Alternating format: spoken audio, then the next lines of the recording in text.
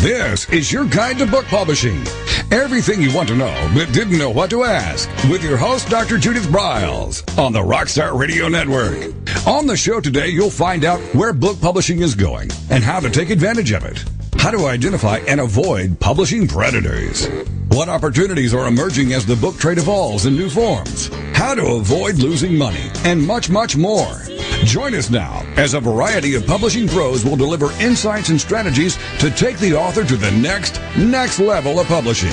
It's your guide to book publishing. Everything you want to know but didn't know what to ask. Brought to you by Author You and the Book Shepherd on the Rockstar Radio Network. And now, here's your host, Dr. Judith Briles. Well, once again, we have a great show planned, and one of the things that forces us to stay so topical is this thing that we're all forced as authors, as publishers, as writers, as anyone who communicates, is this thing called social media. And I know people groan, I mean literally groan at all of the areas that they feel are forcing them, taking away, stealing their time from writing. And my response always is, would you get over it? Because if there is anything that you have to know about, it's this thing called social media. And the reason why you have to keep up on it is because it frickin' changes every day, every week, every year. And that in our recent Author You extravaganza, one of our attendees said, God, I don't know if I should come back again. You know, I didn't implement everything I learned and there was so much stuff. And I said, Gary, what you learned last year now has to be relearned, especially when it comes to marketing and promoting and reaching out with your books. So the good news is you're used to some of the jargon. Now you're going to learn a whole bunch new of the jargon and everything else that you can do with it. And so with us today is going to be one of those people who I call a visionary. He's a social media visionary. He is always up to what's going on. He attends all the latest and greatest of the conferences out there. He blogs consistently. He is doing videos from on-site from the conferences that he attends, so you can get literally, you're there. If you're not spending the money to go, if you will go through the eyes and the voice and the intake of what Terry Brock is experiencing, it is almost as good as being there. So let me tell you about who Terry Brock is. He knows technology, and I've known Terry for, oh my God, over 2 decades. Are we into 3 decades, Terry? I think we're getting close to that, but it feels like we're just beginning. It's wonderful. Yeah, I think it's 3 decades. We're old speaker cronies, but he knows technology. He can take it. He knows social media. He's got marketing ideas. He knows about speaking. He knows about authoring. He knows about promoting. He's really about achieving bottom line results using current modern day techniques and strategies. And as you know, in 3 decades that Terry and I have been connected, it has so phenomenally morphed that it's not even recognizable from when I first published my book, my very first book, oh my God, 32 years ago. So he's the former chief enterprise blogger for Skype, and he's the former editor-in-chief for AT&T's huge business blog. Terry gives audiences the information needed for building their business today in today's never like this before world. Terry's also got a brand new book that's going to be birthing about Klout, which we are going to be talking about, and Terry will give us all the details about that. But let's welcome him to your guide to book publishing, and we're just going to kind of jump into why why social media, Terry? Why is it keep changing every time we turn around? Well, I think it's because of the nature of it. It's just social networks are like that, and they keep evolving and changing. People will find something they like, and so others will try to do it. Or they find something they don't like, and so people will change that. And so it's, I think the most important thing for authors that we need to know is, hey, this is where readers and where buyers hang out. And so if we can be there and understand the protocol of how to interact with them, then they're going to think of us more favorably and ultimately go out there and buy the content that we're producing. So you just said a key thing, Terry, and I hope everyone heard this because it's literally this. It is where and why readers and buyers are hanging out. Yes. That's the key line. And if people don't get that, then they are missing just a spectacular opportunity to sell, to connect, to stay connected, to schmooze, to get new ideas about their books. I mean, it's an amazing deal. I can just share as just an offside that I have been, and I've certainly spoken on this show a lot about the publishing predators, and I'm really after one key group really hugely, and they have been hit with slammed with a class action suit that's starting. And I spent maybe 2 hours online talking with authors who have been caught into their cusp, and it borders, it's seduction. They're brought in by a seduction method, and they end up getting raped in the process. And you're only as good as until your credit card runs out, and then you're kind of cast aside. But it is stunning to me the amount of dialogue that comes in, where I was having communications from people in Britain, in Australia, and it wasn't even an online live that I consider a live interactive chat. It was going through one of our LinkedIn groups that we had all this dialogue going back and forth on, and it wasn't even my own the Author U LinkedIn group that I'm quite active on and I moderate. It was another one that I just was, skinning over, and it popped up and I made a comment on, and then I ended up being almost stuck there for 2 hours. And I thought, I've got to get out because I have my other work to do. But the reality is that's the connect, and that's the power of this. You don't know who's out there who is dying to hear what you have to say. Yes, that's true. So anyway, that's just a little side note. So let's come back to Klout and why Klout. It's kind of is it the only game in town? No, there are several. Matter of fact, it's something that is addressing a need that we have. Klout, which is, by the way, spelled with a K. I had to learn that one. There's several tools that are available to measure digital influence. And the way Klout does it, which is the number one out there, is they have a rating of 1 to 100, 100 being the highest, to determine someone's degree of influence. And we all like to think of ourselves as influential or being able to move the meter and get some action. Well, Klout said, okay, we can do this on social media and we can quantify it and we can measure it. So they are in the process of measuring what people are doing on social media. And I think the most important thing, I'll say it right here and I'll probably repeat it a few times.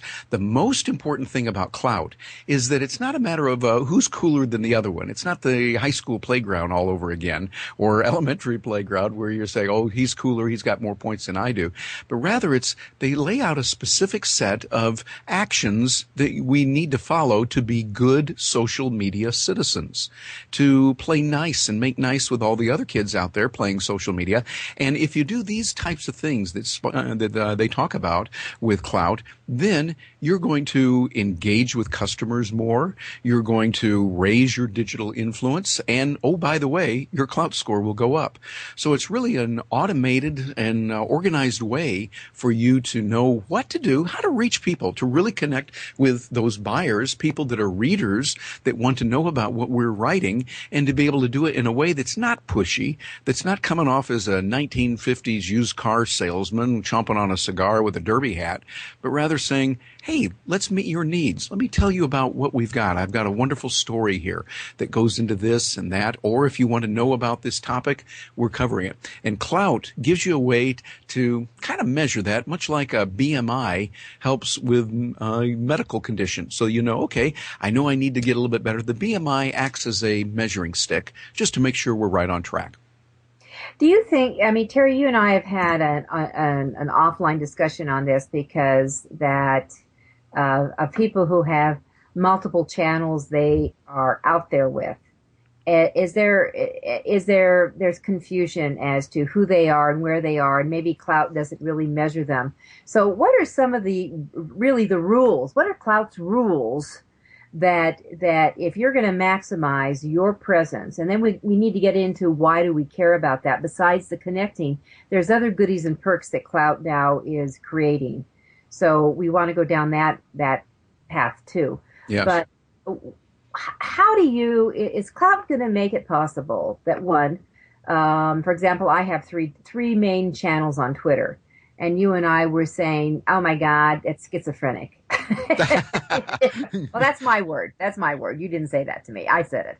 But that how is Klout going to ever say, oh, cross over and recognize that, or is that going to be the rule that you get punished for that? Well, I don't know what they're going to do because they're constantly changing, and they will admit that they're always trying to get better. I went out, Gina Carr, my co-author, and I, we made a point just to physically go out to Klout headquarters in San Francisco, on the ground, be there with them, and get a chance to interact with them and seeing what they're like. Of course, off the charts, brilliant people, just brilliant, smart, but even more than that, gracious and kind, and they're always trying to figure out what to do. And so to your point, you have 3 accounts on Twitter, and some people will have that also. What Klout is trying to do is they can't consolidate, because like if I had a Twitter account for, say, softball that I might play on my spare time, and then a Twitter account for if I were a dentist as a dental person, and then maybe another Twitter account for religious belief or something, it's kind of hard to bring all that and pull it in together. What they do is they look at each entity unto itself. And as you and I talked about in that offline conversation, in a way, it's kind of like saying, well, I want to consolidate all my airline points. I'm with airline A, also with B and C, and I'm only at silver status with all 3 of them. Whereas, you know, if you can combine all 3 into one, hey, you'd be up there probably in the platinum status with one airline. And so it's important for authors to think about, maybe it's a little bit different strategy we want. What we want to do is we want to figure out which one is the predominant one where I want to be counted. And so we try to focus all of our efforts into that. I have a few different accounts and areas, and I realize, okay, I got to kind of put it in there, much like on Facebook. All right. Klout so will only look at one of your Facebook pages. Okay, so with that thought, we're going to come back after our first break here and talk about how in the heck would you go about doing that. With me is Terry Brock. I'm Judith Briles. You're listening to Your Guide to Book Publishing.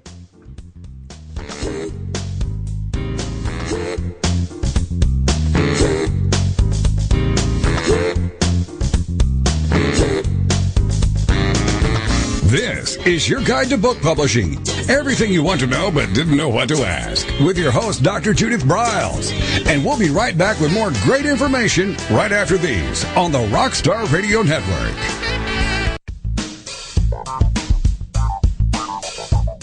Is there a book in you or another? Author U will show you how to create, develop, and publish your book without being hoodwinked. If you already have a book out, you'll find a supportive and brainstorming community that's connected and creative no matter where you live. Author U brings in national experts for its book camps and annual author extravaganza held each May. It has regular meetings and delivers webinars for its members on timely topics. Through Author U's extensive network, members enjoy exclusive benefits, including significant discounts for a variety of services necessary to publishing. The Resource, its online book publishing news magazine, is content-heavy and it's free. If you want to create a book that has pizzazz, punch, and panache, Author U is for you.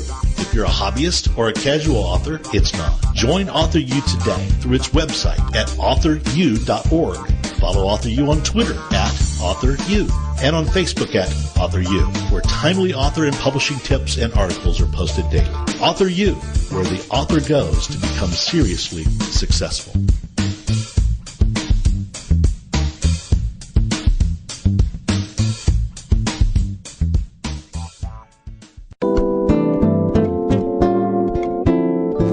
sell stuff? Do you want to sell books? Lots of them? If yes, you must take credit cards, the most widely used form of payment today. The Free Terminal has created a special program for your guide to book publishing listeners. No contract. All equipment is free. Extremely low rates and no termination fees ever.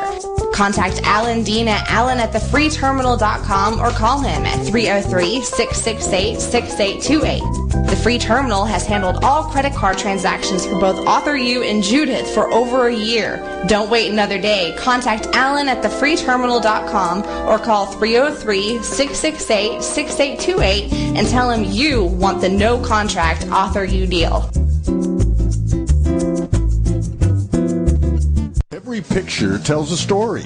And it's a truism that people do judge a book by its cover. Nick Sellinger and NZ Graphics have been in the business of producing superior graphic cover design and interior layout for self-published authors, independent and traditional publishers for years. He has developed a reputation for excellent work, fast turnarounds, and best of all, affordable pricing. NZ Graphics also produces ebooks and book marketing materials such as posters, sell sheets, postcards, bookmarks, business cards, logos, and more. Books designed for his clients have won multiple book awards, including Best Book Award by U.S. Book News, multiple Evie Awards from the Colorado Independent Publishers Association, Indie Book Awards, the San Francisco Book Festival Award, and Freedom Medal Award from Valley Forge. Visit www.nzgraphics.com or call 303-985-4174 for more details about making your book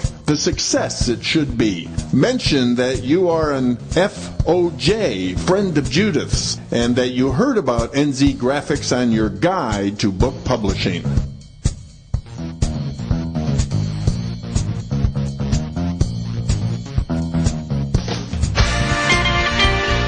Welcome back to your guide to book publishing.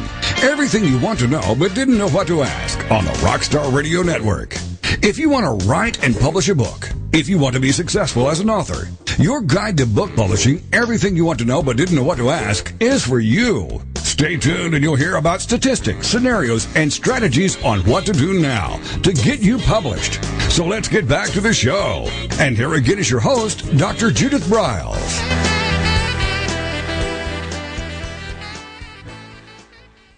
Okay, we are back. We are talking about Klout. Why does it matter? Why should we care? What happens if we have multiple personalities?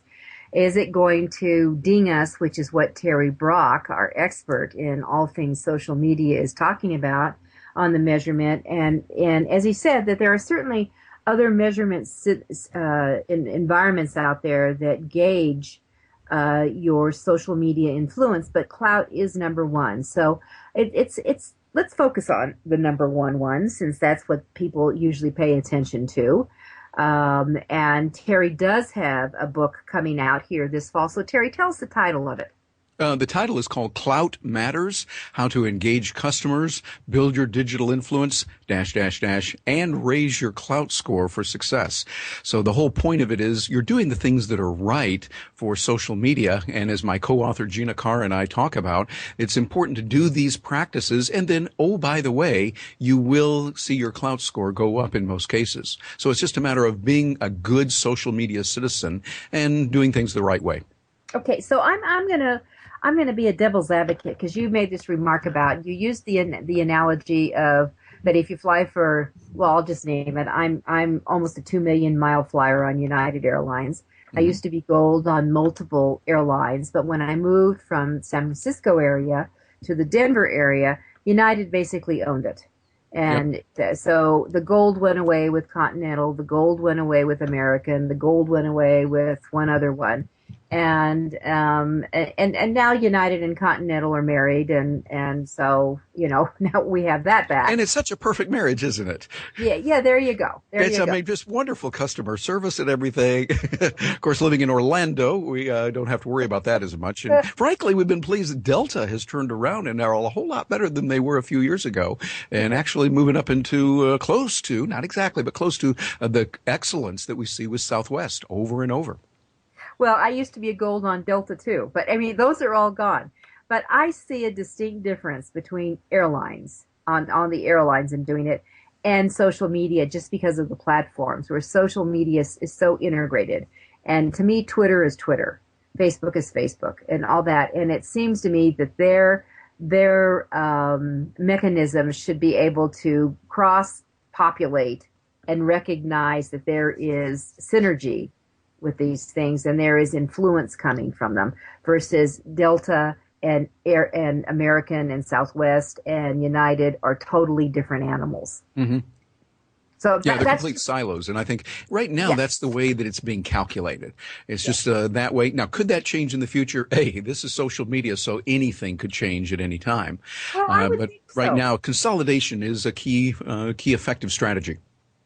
Well, I get that, but I'm just saying if you've got the ear of the head dudes at Klout, that would make sense. That it would be logical because they have access to the entire platform. They are voyeurs to everything that's going on.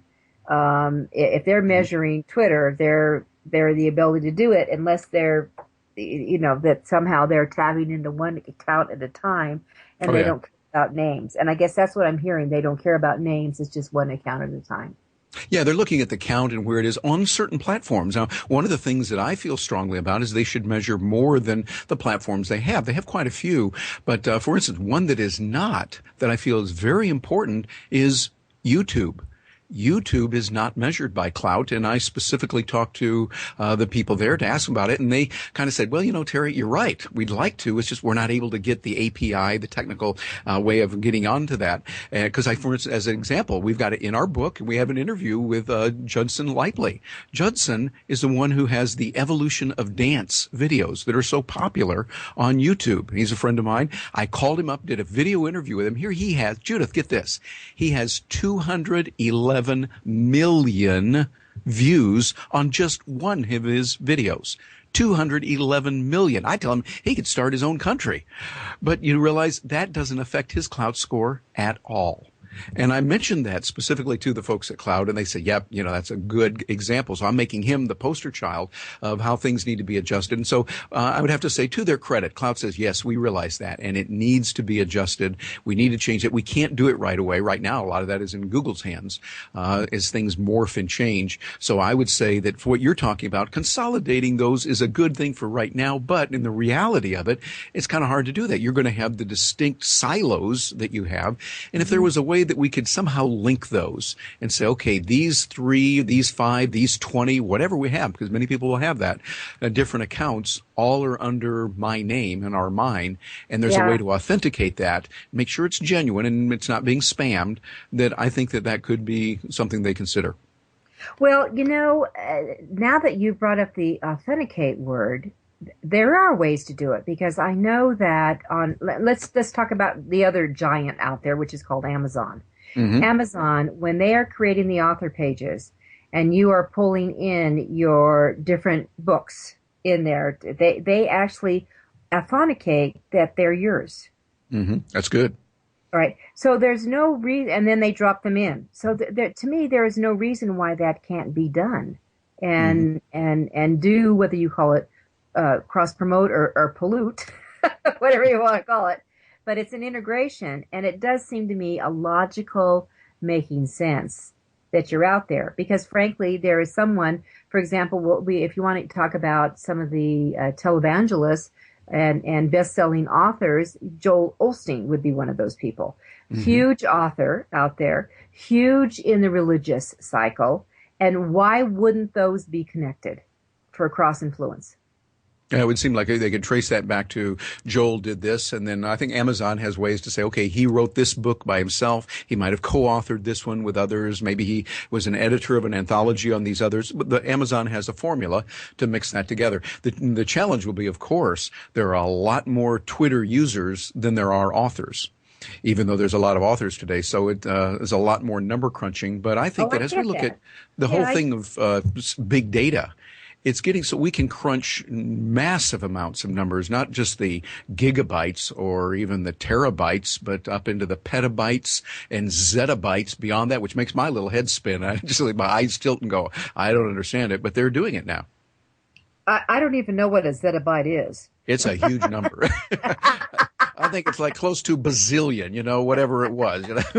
It's way up there. And and then the U.S. government's talking about yottabytes, yottabytes, yottabytes, for that wonderful little facility they're building in Salt Lake, out in Utah, to accumulate every phone call, every email message, every tweet, and keep track of all that. It is yottabytes of information, which I think is something like 10 raised to the 15th power. I don't know, but it's much higher than I can count. Holy smoke, that's amazing. Well, let's come back to Terry. I mean, about why should we really care about this? I think it's. Yeah. Oh, I'm sorry. The reason we care about it is because it really doesn't matter what I think. What matters always is what the market thinks. And for instance, right now we know that, just in one example, many directors and many producers in Hollywood are looking at the Klout score of potential actors and who they're going to cast for a given role. And when you think about it, in Hollywood, they really are driven by how many people are going to come and buy a ticket, how many people are going to buy a DVD because a particular actor is in that movie. The actors who have more influence are likely to have much more draw at the box office. So they look at who should we bring into the movie? Well, your Klout score is going to be a factor, not the only one, but a factor. And the same thing with authors. If a publisher is saying, who should we publish? And they definitely are looking at Klout scores. They know about that. And they see, here's one author. They all look pretty good. All these authors look about the same. And one has a Klout score of, say, 10, and another one has a Klout score of 80. The one with 80 is probably going to get the nod over the one that might be equally good in writing, but just doesn't have as much influence. All right, so we have about a minute to our next break, but let's talk about very quickly what these Klout scores so you mentioned 10 and you mentioned 80. So 80 would be the door is open, I'll show you to our prime table in the restaurant. And 10 would be there's a 3-hour wait. How's that sound? Yeah, 10 would be, who are you? We don't know. Okay, so what's an average? What's an average Klout score? They say the average is somewhere in the 40s, like 40 or above, you are above average. And so that's with the general population. However, if you're a heart surgeon and you've got 38, but all the other heart surgeons have 5, then you're king of the hill. That's correct. So what matters is within the group where you live. So if I wanted to check somebody out, I mean, I have never asked this question. If I wanted to check somebody out, is there a mechanism I can go to and say, what is this person's Klout score? Yes, there is. And I see we coming up to a break, and so we can keep everyone listening and tell you exactly how to do that right after break. Perfect. That's perfect. All right, this is Judith Briles. My guest is Terry Brock. We'll be right back. We are clouting it this morning, this afternoon, this evening, whatever time you're listening to us.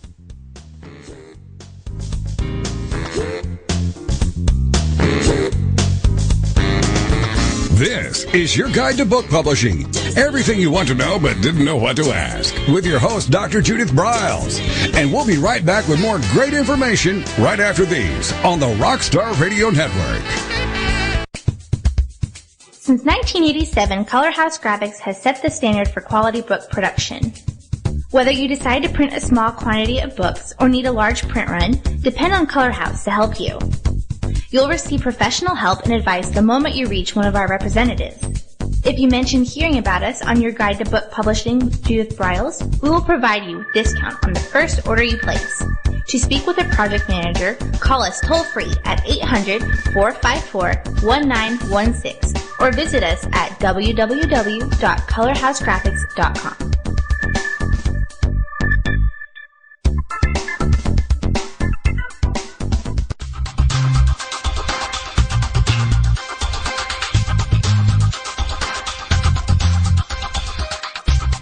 When Ned Thompson and Harry Shore started Thompson Shore in 1972, they believed employees with great character would make up the best company. They were right. They hired people who were not only experts in bookmaking, but who were obsessed with quality and delivering exceptional customer service. Almost 40 years later, Thompson Shore remains a 100% employee-owned company. Ned and Harry knew that successful customer projects are a direct result of empowered employees. We specialize in all books for large and small publishers, creating beautiful and well-made books. We're dedicated to pleasing our customers by making the experience a good one from start to finish. The personal touch we have with our customers allows us to be innovative in solving their most difficult challenges. Our platform also ensures that we can remain flexible to meet our customers' unique needs and expectations. Our marketing kit can create buzz for your title, enhancing the promotion of your book during infancy. When you need to test the market to gauge your future sales, we can provide digitally printed books that will transition seamlessly into a larger offset run. From ebook to hard copy to delivery, our skillful customer service teams are at the ready to answer your most pressing question. At Thompson Shore, we know that making the highest quality books requires more than just best technologies. It requires superior customer service, professionalism to the trade, and commitment to environmental and social values. With these standards of excellence in place, you can be sure that we will always help you put your best book forward.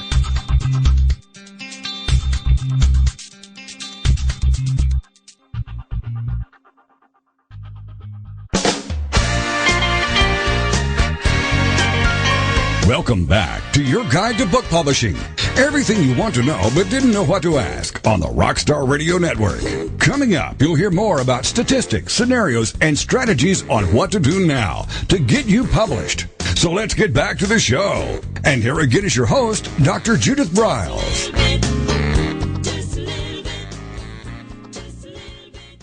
Alrighty, we're back, and before we tell you the magic way to check out somebody's Klout score, we have Dave Raymond with us, and Dave Raymond is one of my favorite people. He's a great voice for Thompson Shore Printers up in Michigan, and he's always got some great tips. And I have to tell you, one of the tips he gave a few months ago, I wrote that down thinking, I'm going to do that. And I sent an email to Dave last week saying, okay, I just finished book number 31 and I am ready. I'm going to be ready fairly soon to get this going. So that's what we've got going, and I'm very excited about that. Dave, how are you? Good, Judith. How are you today? I'm good. Good. Writing. Great. So what's our hot tip for the day? Well, our hot tip for today is having the publisher, whether it be someone who is doing their first book or their 1,000th title, choosing the right printer to have a good experience and also to get a quality product and the schedule that they need. All right. And so what are the key questions we should ask? Well, first of all, someone who has only done a few titles and may have only worked with one printer or even a couple printers, I think it's really important to get some knowledge from industry peers, fellow publishers, and I would recommend most of all someone like Judith Briles, who has a lot of experience, knows how to avoid the pitfalls, and how to get the best price for the product that the publisher plans on publishing. That's real critical. Some printers advertise that they do everything and anything. And we all, as printers, have our niches that we probably feel we're very comfortable doing. For example, if you can keep the work to be performed in the printer's plant so they don't have to ship it out to have someone else do it, the end product's going to be a better-looking product. They have control of it. If you need the book, say, in a 4 or 5 week schedules, once the file gets to the printer, again, they can have control of that. Or if you need a better schedule, they'll tell you yes or no. But whenever that printer keeps it in-house to do all the work, they are controlling everything, and that's what I strongly recommend. Well, the other side of that, Dave, is that you'll also get a better price. Once you have to start parceling it out, the dollars are starting to add up more. Yes, that's an excellent point, Judith. You're exactly correct because, for example, there's one item that we send out. We don't do embossing of the cover or the jacket in-house. And embossing is that when you see in the store the covers or jackets that have raised letters in them. We can't do that in-house. We're working on bringing that process in because it's getting more and more popular, but we have to send it. It's about 80 miles away from our original plant in Michigan. We've done a lot of work with this company, but yet we have to take that price and we mark it up roughly 15%. So, Judith, your point again is excellent because we wouldn't mark that up if we're keeping it up in-house at that percentage. So there's a huge savings when you can keep everything in-house with the printer. You're exactly right. One other thing that the printer, if a publisher can use the printer's existing materials, what they have on hand in inventory, once again, that's going to keep the price down because we don't have to pay extra to get special materials in. Once again, we're going to mark up materials. If we don't normally inventory them, we're going to take that price and mark it up almost 20%, where, be honest, we only mark up materials that we inventory about 6 or 8%, depends upon the quantity that the publisher wants. So again, working with what materials the printer has available in best case scenario in inventory is the best bottom price that any publisher is going to receive from a printer.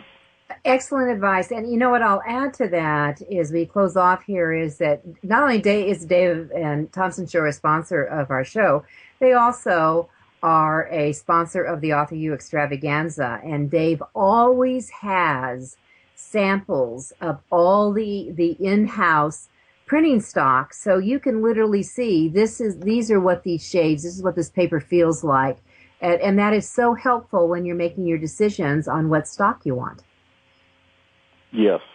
Yeah. All right. Thank you, Dave Raymond, Thompson Shore, and you can contact Dave by just emailing daver@tshore.com. Talk to you later, Dave. Thank you, Judith. Bye-bye. Bye-bye. All right, Terry, you left us with a cliffhanger, and on our Klout score, how can we check people out and all those goodies. So let's come back to that. Yes, indeed. And first of all, I have to give a shout out to Dave Raymond as well from Dexter, Michigan, because I grew up not too far from him, about 40 minutes away over in Clark Lake, Michigan. Tiny, itty-bitty little towns in Michigan. So hello there, Dave, when you hear this. But Judith, to answer your question, find out where and how we would find someone. You think, well, here I've got John Smith. And what is John Smith's Klout score? Well, there probably is a lot of John Smiths out there. Go over to Twitter first and find out what John Smith's Twitter handle is. It might be, I'm making up a hypothetical here, John Smith 225, something like that, or whatever people would put in. Well, you put in John Smith, search through the numbers that are there and find it. And when you find John's Twitter handle, that's the key. Find their Twitter handle, then go over to Klout and punch that into Klout at KLOUT.com. Klout.com, you can search for it and you will find that particular person's Klout score. It'll be there, and you can see what it's like and go from there. All right. So how do you, and for, for people who are really still new to Twitter, your handle will be whatever the name is. So you want to really think clearly about what name is that you select. Often Yes. the shorter the better. It doesn't always work that way, because if people are retweeting you, that your name, your handle, is going to be part of the character count on the retweet. Yes. So that's why we always say at this point, even though tweets are 140 characters total, including space, punctuation, fill in the blank, that also includes your handle, which will have the @ sign and then your name in front of it as it goes out. So as Terry said, for mine, I've got a couple of them. One is Author U, and that's AUTHOR and the letter U. And then, so that's an easy one to go out on. And then I have another one, which is My Book Shepherd, which is a little bit longer. So we have that. So Terry, I pulled up Author U. And I went to Klout.com. I put it up, and they have it in there. And it's fairly consistent. You know, I'm sitting at 64. And that's respectable. Yeah, so we certainly want to get that up higher. But so what are the gooses to get things up higher? How do you get it up higher? Because I'm looking at from like, we've got a March 18th timeline through May 27th they have. And it's pretty consistent, you know, it looks like between 64 and 65 it diddles in there. Yeah, there's several things you can do, and I would say they're the techniques and really the practices that make sense. What you want to do is you want to engage with people. For instance, if someone has a blog and you put out compelling content that more people want to come read that. Now, Klout does not measure the number of people coming to your blog. I think they ought to do this as just like on YouTube, but they do not. However, what you can do is you can send out a tweet and have people to notice a particular phrase that you might use in a blog. And so that then as they do that, they would retweet it. Now, as people retweet you, more people retweet you, then that will raise your Klout score. People sending out a lot of tweets. If I, for instance, blast it out with a whole bunch of messages, that's not going to affect my Klout score at all. It's not what you say. It's what others are saying and the action that they take on your behalf. A mention in Twitter, yes, that's important. A retweet, yes, that's important. Over on Facebook, if someone reposts what you're talking about, or they make a comment, or they like what you're doing, that is the way that you'll be able to raise your Klout score by creating compelling content and being able to talk about the kinds of things that people really are interested in, of what they are, where they're hurting, the things that you have told us about for so many years in such a beautiful way, Judith. If there's a particular problem in the marketplace and you're an expert on this, you can go out and address that. Do that within Facebook and do that in a place where people will be able to find that want to know about how to solve that. And that will be a specific way that you can raise your Klout score and start getting more juice that way. So you're saying Klout is that, if for Klout, it's just not Twitter, it really is aggressively into the Facebook land too. Is that correct? Oh, yes. Facebook and Twitter are the two prominent ways that most people get their Klout juice, get the score of where they're going to be evaluated. Now, of course, there are others like LinkedIn is important. There's not as many people on LinkedIn as there are on Facebook, for sure.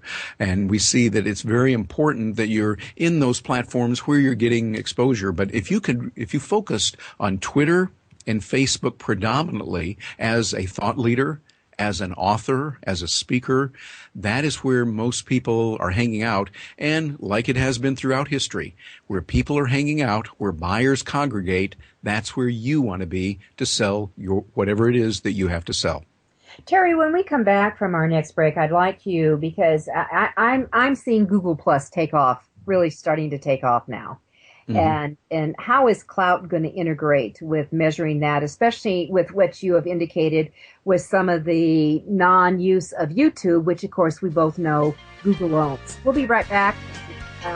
My guest is Terry Brock, the co-author of the forthcoming Klout Matters.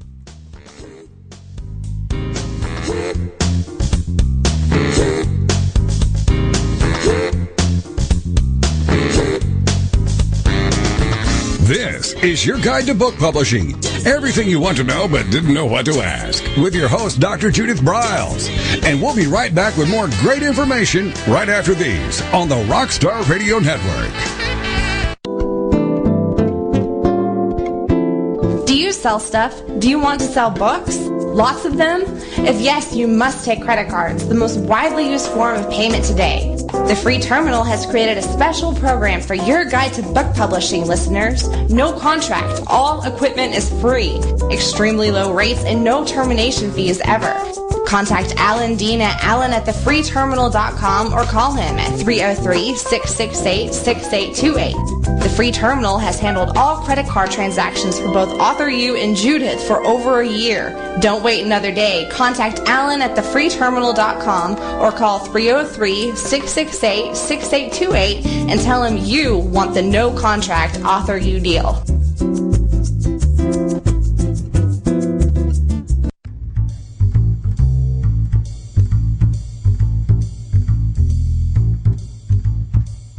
shepherding concept is simple. The publishing world is changing, and so must you. You need an experienced shepherd and a guide to partner with you as you create, strategize, develop, publish, and achieve your publishing goals. You can't do it alone without paying the price. You can spend your money creating a book that turns out to be so-so, or you can create a book that looks and feels classy, builds your brand, and is a financial success, a bestseller. It's your choice. You choose. You need the book shepherd. Publishing is riddled with obstacles, sometimes nightmares for the author. You don't need problems. You want solutions. Dr. Judith Briles will shepherd you through the maze and the chaos. At times, she's had to step in and rescue a book that has been sabotaged by a publisher or by a publishing service provider or sometimes even the author themselves. Judith Briles is the book shepherd if you want to create a book with no regrets.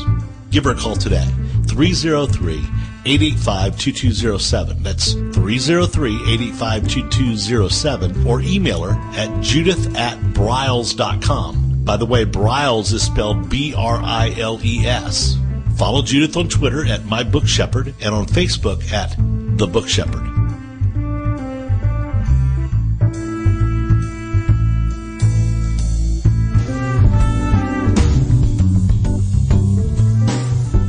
At Total Printing Systems, customer service is our priority. We are located in Southern Illinois. Our employees have an average of 18 years experience and know that customer relationships are important to our continued success. We have been a short-run book printer for nearly 40 years and always stay at the forefront of technology. Our niche is from 1 to 5,000 copies. Today, we offer digital, black and white, and 4-color high-speed inkjet printing, a cost-effective way to introduce color into your short-run titles. We, of course, offer traditional offset printing as well. Bindery is done in-house, from adhesive case binding to PUR perfect binding to mechanical binding of all types, including side sewing. We provide warehousing, kitting, distribution, inventory management, a new print-on-demand facility, streaming browser-based ebooks, and bookstore. Call us at 1-800-465-5200 for a quote on your next book project. You can also visit our website at www.tps1.com. Welcome back to your guide to book publishing. Everything you want to know but didn't know what to ask on the Rockstar Radio Network. If you want to write and publish a book, if you want to be successful as an author, your guide to book publishing, everything you want to know but didn't know what to ask, is for you. Stay tuned and you'll hear about statistics, scenarios, and strategies on what to do now to get you published. So let's get back to the show. And here again is your host, Dr. Judith Briles. All right, in our final segment, my guest is Terry Brock. He's the co-author of Klout Matters with Gina Carr that will be available this fall. And I'm thrilled to say that Terry and Gina will be out in Denver, Colorado for the Author U Book Camp. And we are going to be doing deep diving into social media all around Klout and so much more. And everyone who attends will get their fabulous book. So watch for information. That's going to be in the authoru.org website as time goes along, but the date will be November 16th. So with that said, Terry was talking about juice, getting juice, and the primary creators of juice on using the Klout right now is your Facebook channels and your Twitter channels. So we really need to do some smart things there. And I think that it would be really important, Terry, to in this last segment, to really kind of do some 1, 2, 3. What's the things we need to do to increase it, to enhance it? What are the things we need to stop doing that we may be doing now that we're not even conscious of? Yeah, I think that we got to look at it as what social media really is all about. It's not about broadcasting. Too many people think that's going to be, it's just another way of sending out a TV commercial or a radio commercial or a newspaper or magazine ad, the way that is done years ago and still done today, but less and less. Today, the real key term is engagement. Engage with people. That means you interact with them. You want to be there and correspond and talk to them. Give them information that they really like. When you're working with Facebook, we know that one thing that really gets a lot of attention is a picture, even more than a video. Video takes more time. I can see a picture quickly, and then I can reach over and tap like. And if I do that, that gives the person who created that the Klout juice. It helps them to I have to tell you what I'm doing, Terry, because I think I absolutely agree with you. So I am taking all my little short quotes, and I actually have for my new book, I have 11 pages of them single line typed. And I am creating graphic posters out of each one of them, absolutely to throw them up for pictures for that like. That's the absolute reason why I'm doing it. Yes, indeed. That is something that's very important. We're seeing a lot of people doing that. Matter of fact, Gina, my co-author and partner, putting together a whole series of these with word art where she goes through legacy material for people, sees what they have done, and pulls out the best quotes from what they've written, or maybe it's audio or video, and they can get some of that information, and then makes that something that people will look at and go, hey, I like that, and they will give you the thumbs up, or they'll retweet it over on Twitter. So those types of things are good. Does Gina have a favorite software she likes to use to create that legacy art? Well, we're using, Odesk, because Odesk is where we hire people from around the world to help us with that.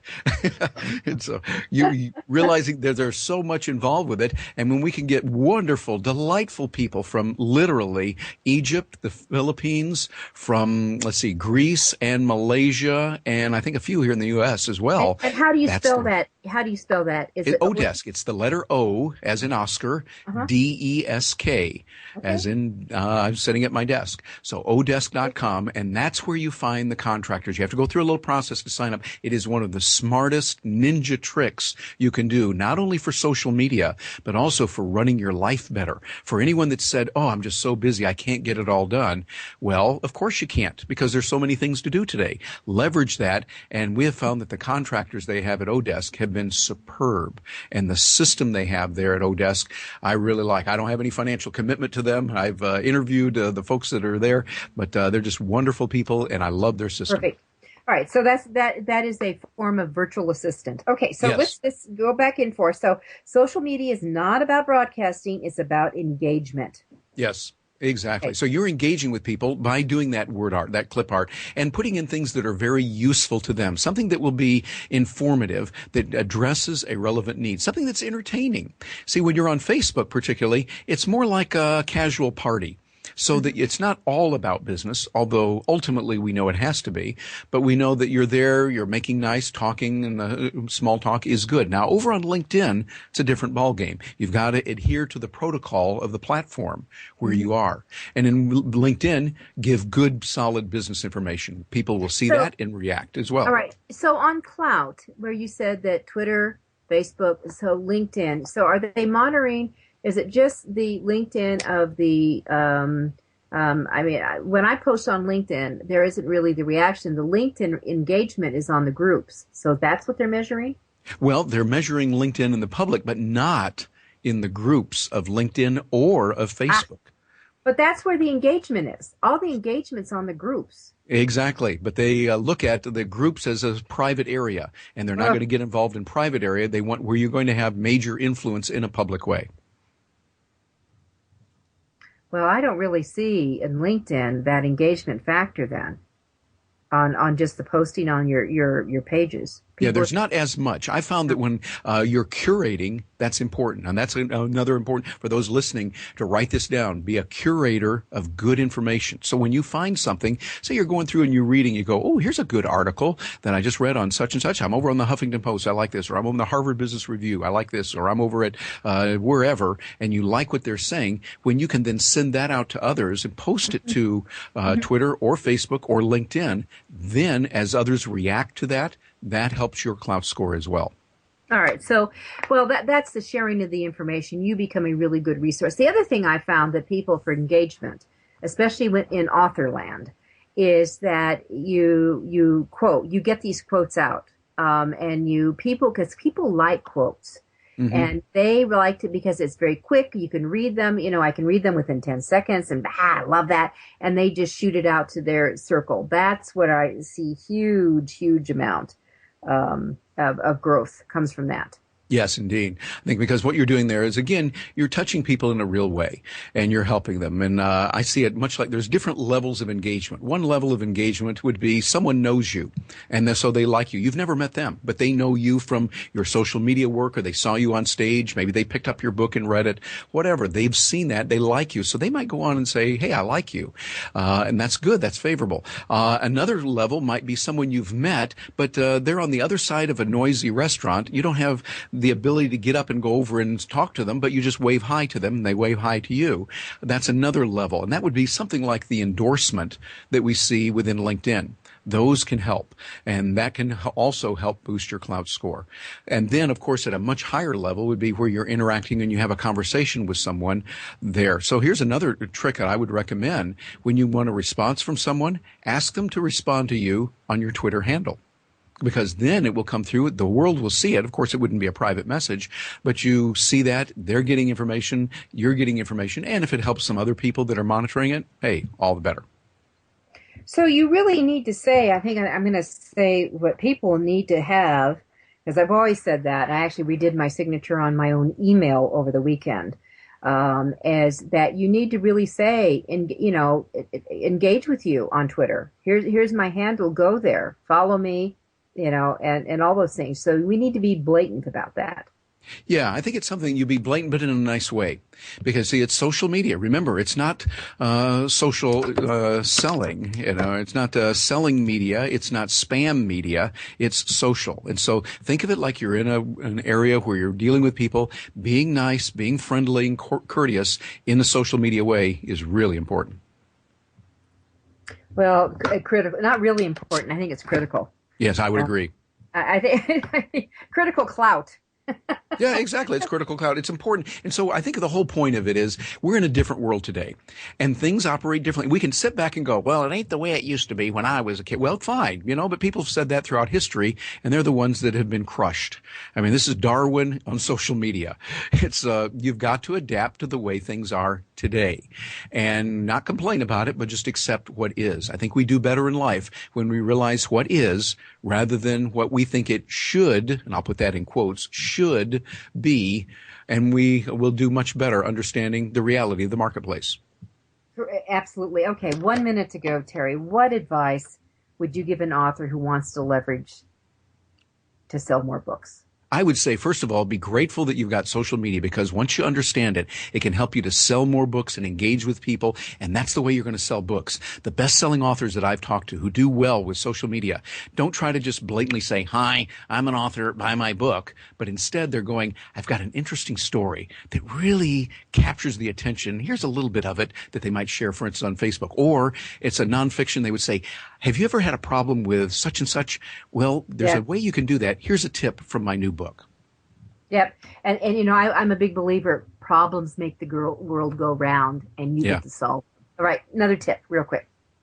I would say that what you want to do then is follow up as well. Don't just put information out there, but be there with people and recognize them.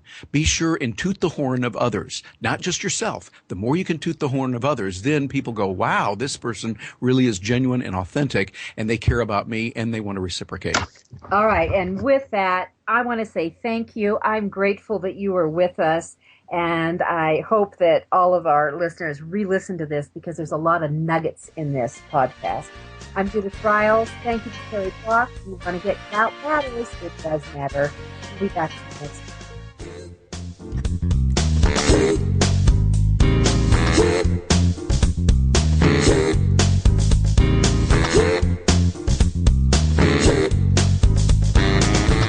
Thank you for being a part of Your Guide to Book Publishing. Everything you want to know but didn't know what to ask. With your host, Dr. Judith Briles.